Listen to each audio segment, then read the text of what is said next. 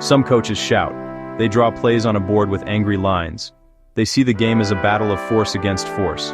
I always saw it differently. I saw it as a dance, a flow of energy. The real game was not played on the hardwood court alone. It was played in the minds of the players.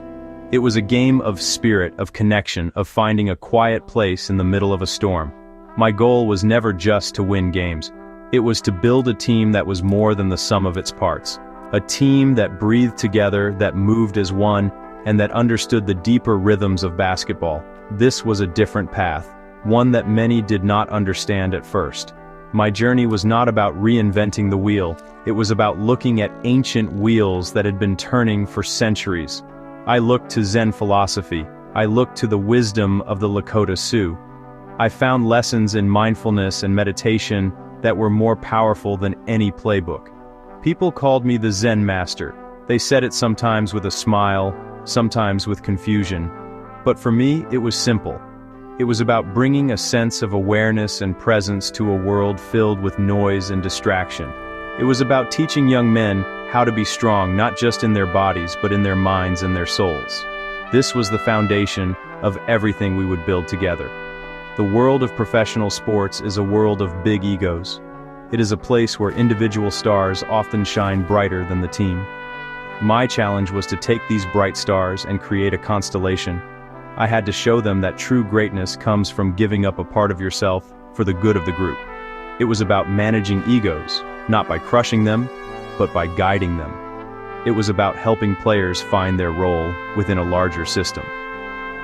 When a player understands that his success is tied to everyone else's success, something magical happens. The I becomes we, and the team becomes a powerful, unified force. This approach was not always easy. It required patience. It required trust. It required a belief that there was a better way to play the game and to live our lives. We created a sanctuary in the locker room. It was a place for quiet reflection, a space to leave the outside world behind. We used meditation to calm our minds before big games. We used ancient wisdom to solve modern problems. We learned that the secret to controlling the court was to first control ourselves. This was the beginning of a journey that would lead to many championships. But more importantly, it would change the way people thought about coaching and leadership forever. My story in the NBA did not begin on the sidelines. It began on the court, wearing the iconic blue and orange of the New York Knicks. I was a young man from North Dakota, the son of two ministers. I was tall and a bit awkward, but I had a love for the game. Playing in New York in the late 1960s and 1970s was an education. The city was alive with energy, and Madison Square Garden was the center of the basketball universe. I was never the star player. I was not the one who scored all the points or made the flashy plays. My role was different. I was a role player, a defender, a rebounder. I learned the game from the inside out. My coach was the legendary Red Holzman. He was a man of few words, but his wisdom was deep. He taught me the importance of team basketball. He showed me that every player on the court had a purpose. The Knicks teams I played on were special. We won 2 championships, in 1970 and 1973. We played a beautiful style of basketball, built on passing, movement, and unselfishness. I watched stars like Walt Clyde Frazier, Willis Reed, and Dave DeBusschere.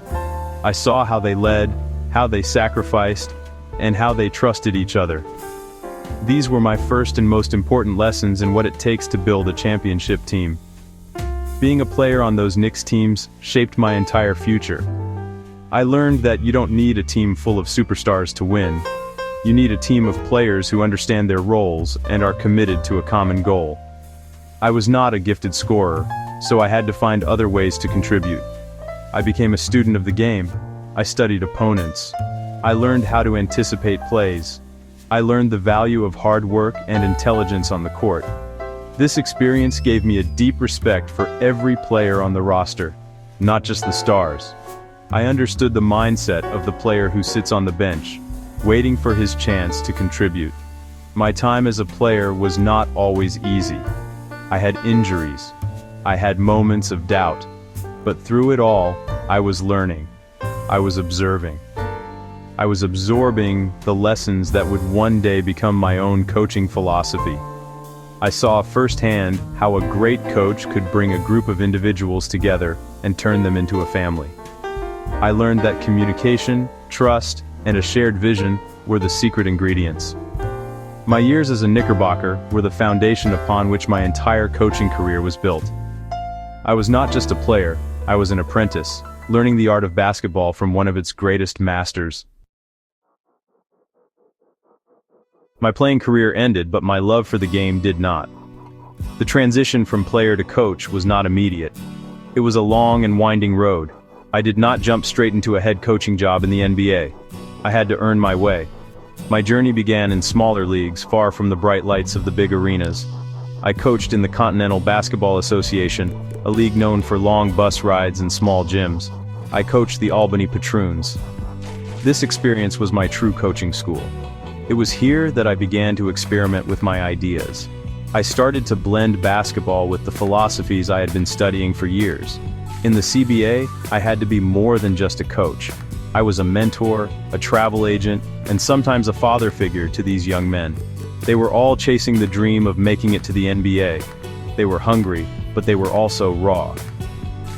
It was here that I first introduced meditation to a team. It was here that I started to develop the principles of the triangle offense. The resources were limited. The pressure was different. It was not about winning championships, but about developing players and building a cohesive unit from scratch. These years were incredibly valuable. They taught me patience and resilience. They allowed me to refine my style away from the intense scrutiny of the NBA. After my time in the CBA and a stint coaching in Puerto Rico, I finally got my chance in the NBA. It was not as a head coach, but as an assistant. I joined the Chicago Bulls coaching staff under Doug Collins in 1987. This was a critical step. It allowed me to see the NBA from a coach's perspective. I was able to observe the dynamics of a professional team up close. I saw the immense talent of a young Michael Jordan. I also saw a team that was built around one person.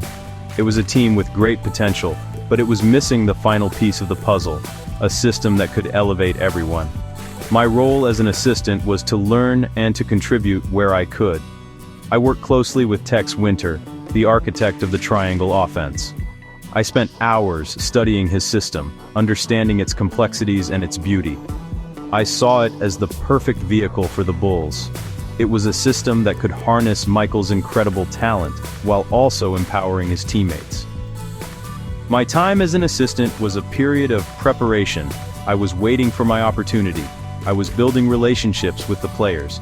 I was quietly laying the groundwork for the philosophy I knew could turn this talented team into a legendary one. The stage was being set for a new era in Chicago. In 1989, I was named the head coach of the Chicago Bulls. The team was on the verge of greatness, but they kept hitting a wall. That wall was the Detroit Pistons, the bad boys. They were physical, tough, and they had our number. My first challenge was not about X's and O's. It was about changing the team's mindset. We had the most talented player on the planet in Michael Jordan. But basketball is a team game. My job was to convince Michael, and the rest of the team, that the only way to overcome the Pistons was to trust each other completely. We had to become a single, flowing unit, not just a collection of individuals led by a superstar. The change did not happen overnight. It required a shift in our entire culture. We installed the triangle offense. At first, there was resistance.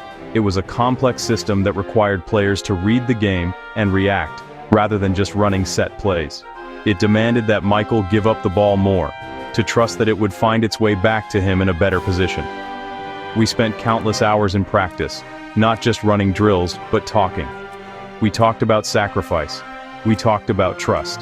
We used meditation to help us stay centered and focused, to block out the noise and the pressure that was building around us. The breakthrough came in 1991. We finally defeated the Pistons in the Eastern Conference Finals. It was more than just a series win, it was a symbolic victory. We had overcome our biggest obstacle by playing our way, with intelligence and unity, not just brute force. That year, we went on to win our first NBA championship. It was the culmination of everything we had been working towards. The joy and relief were immense. We had reached the mountaintop, not by climbing over each other, but by helping each other up. It proved that our philosophy worked. It proved that a team built on mindfulness and shared purpose could triumph. That first championship was just the beginning. It opened the floodgates. With the system in place and the team fully bought in, we became a force of nature. We won 2 more consecutive championships, completing our first three-peat. The Chicago Bulls were no longer just Michael Jordan's team. They were a dynasty. Players like Scottie Pippen, Horace Grant, and John Paxson became stars in their own right, thriving within the structure of the triangle. We had created a basketball symphony where every instrument played a vital part. The city of Chicago was electric, and the Bulls had become a global phenomenon. We had built something special, something that would be remembered for a long time. At the heart of our success in Chicago and later in Los Angeles was a system known as the triangle offense. This was not my invention. It was the brilliant creation of my longtime assistant, Tex Winter. My role was to be its champion, to teach it, and to convince some of the greatest players in history to embrace it. The triangle is not a set of plays, it is a philosophy of basketball. It is based on spacing, reading the defense, and creating opportunities through constant movement and passing. It empowers every player on the court, giving them a chance to make decisions and contribute to the flow of the offense. It is a system built on basketball intelligence. The beauty of the triangle is its adaptability. It is a fluid system that can react to whatever the defense tries to do. It starts with a simple alignment, a triangle formed by the center, the forward, and the guard. From this basic structure, there are endless possibilities. Players cut, screen, and pass, creating openings for each other. The system is designed to get the ball to the best scorer in the best position, but it does so in a way that keeps the entire defense occupied. It prevents teams from focusing all their attention on one star player, because any of the 5 players on the floor can become a threat at any moment. Teaching the triangle was a process that required immense patience. It went against the grain of modern basketball, which was often built on simple pick and rolls or isolation plays for a star. Players had to learn to think the game, not just run it. They had to learn to trust their teammates to make the right pass and the right cut. For a player like Michael Jordan, who could score at will, this was a huge adjustment. It meant giving up some control, but he eventually saw the wisdom in it. He realized that the triangle would not limit him. It would make the game easier for him and make the team unstoppable. The triangle offense became our signature. It was a reflection of our entire philosophy. It was about creating harmony out of chaos. It was about empowering the group over the individual. It was about using intelligence and teamwork to overcome physical challenges. When the triangle was running perfectly, it was like watching a piece of music being played on the court. Each player moved in concert with the others, a beautiful, flowing symphony of movement. It was this system that provided the structure for our success, allowing our talented players to reach their full potential, not just as individuals, but as a truly great team. Winning in the NBA is about more than just physical talent and strategy. The pressure is immense. The season is a long, grueling marathon. Players have to deal with media scrutiny, injuries, and the stress of performing at the highest level every single night. I knew that to build a sustainable dynasty, we needed to be strong not just in body, but also in mind. This is where my interest in Zen Buddhism and mindfulness became a crucial part of my coaching. I wanted to give my players tools to quiet their minds, to find a calm center in the middle of the chaotic world of professional sports. This was the essence of the Zen Master label. We introduced practices that were unheard of in the NBA at the time. We held meditation sessions. Sometimes we would do this in a dark room before a practice or a game. The goal was simple: to be present, to let go of the last play, the bad call, or the worries about the future, and just focus on the breath. At first, many players were skeptical. It was strange and unfamiliar. But over time, they began to see the benefits. They found that a few minutes of quiet reflection could help them focus their energy, reduce anxiety, and improve their performance on the court. It became our secret weapon. Beyond formal meditation, I tried to incorporate mindfulness into everything we did. I encouraged players to be aware of their thoughts and emotions without judgment. I gave them books to read, not just about basketball, but about philosophy, history, and spirituality. I wanted them to grow as people, not just as players. I believed that a more well-rounded, self-aware person would be a better teammate. We would have team meetings where we discussed these ideas. We created a space where it was safe to be vulnerable, to talk about fears and challenges. This built a level of trust that went far beyond the basketball court. This psychological approach was just as important as the triangle offense. It was the software that ran on the hardware of our talent. It helped us navigate the incredible pressures of the playoffs. When other teams would get rattled or lose their composure, we had the tools to stay centered. We learned to play with a clear mind, to let the game come to us instead of trying to force it. This mental and spiritual training was the invisible foundation of our success. It was what allowed us to perform at our peak when the stakes were highest, and it's what truly defined our unique culture. In the world of sports, championships are how greatness is measured. They are the ultimate goal, the reason for all the hard work and sacrifice. By this measure, the teams I was fortunate enough to coach achieved an incredible level of success. Over the course of my career as a head coach, my teams won a total of 11 NBA championships. 6 of these came with the Chicago Bulls in the 1990s, a decade they completely dominated. The other 5 came with the Los Angeles Lakers in the 2000s. 11 rings. It is a number that is hard to comprehend, a record for any coach in the history of major American professional sports. The 6 championships with the Bulls came in 2 separate three-peats, from 1991 to 1993, and from 1996 to 1998. This was a remarkable feat of sustained excellence. To win 3 titles in a row requires not just talent, but an incredible amount of mental fortitude and hunger. To do it twice, with a brief interruption for Michael Jordan's first retirement, is almost unbelievable. These championships cemented the legacy of Michael as the greatest player of all time, and they established the Bulls as one of the most iconic dynasties in sports history. Each ring represented a unique journey, a new set of challenges that we had to overcome as a group. After leaving Chicago, I took a year off before taking on a new challenge, coaching the Los Angeles Lakers. This was a team with 2 incredible, but very different superstars, Shaquille O'Neal and Kobe Bryant. The talent was undeniable, but so was the tension between them. My job was once again to manage egos and build a cohesive unit. Using the same principles of the triangle offense and mindfulness, we were able to find harmony. We won 3 consecutive championships from 2000 to 2002. It was a validation of my philosophy, proving that it could work with different players in a different city, a different decade. The final 2 rings came a few years later, in 2009 and 2010, with a Lakers team now built around an older, wiser Kobe Bryant. These championships were perhaps the most satisfying. They proved that the system, and Kobe's commitment to it, could lead to victory even after Shaq was gone. 11 rings.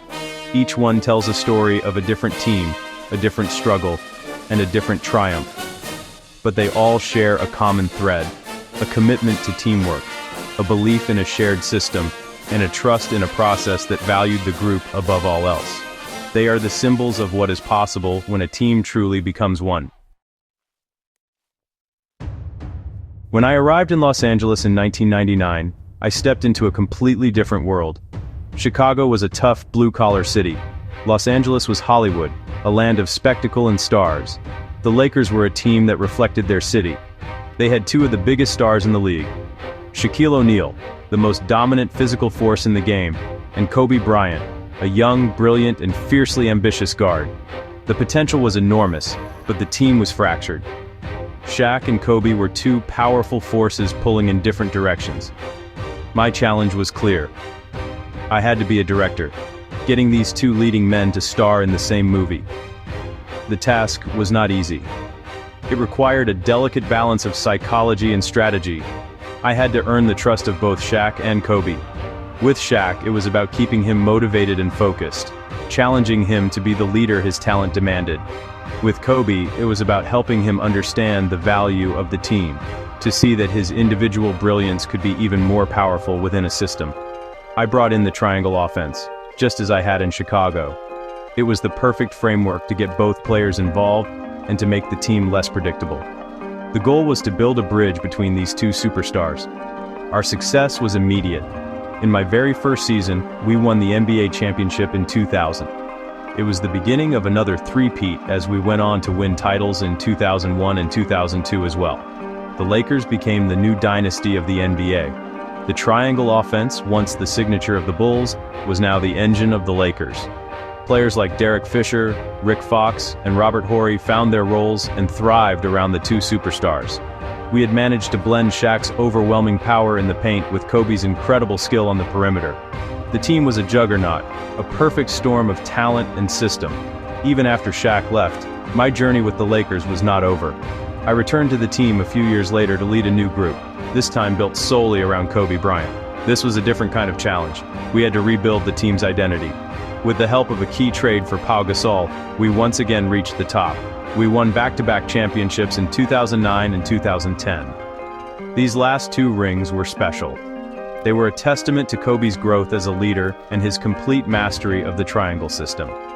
My time in Los Angeles proved that the principles of mindful, team-first basketball could bring success to any group of players, no matter how big their personalities. My time on the sidelines is over now. The games go on, the seasons change, and new stars rise. But I hope that the ideas we championed have left a lasting mark on the game of basketball. My legacy, as I see it, is not just in the 11 championship rings. It is in the idea that there is a different way to lead. It is in the belief that coaching is about more than just plays and statistics. It is about connecting with people on a human level. It is about building a culture of trust, awareness, and shared purpose. It is about understanding that the strength of the team is the spirit that binds it together. I believe my greatest impact was in showing that you could integrate mind, body, and spirit into the high-stakes world of professional sports. We brought meditation and mindfulness from the fringes into the mainstream. Today, it is common to hear about athletes using these techniques to improve their focus and manage stress. We showed that you don't have to scream and yell to be a successful coach. You can lead with a quiet confidence. You can empower your players to think for themselves.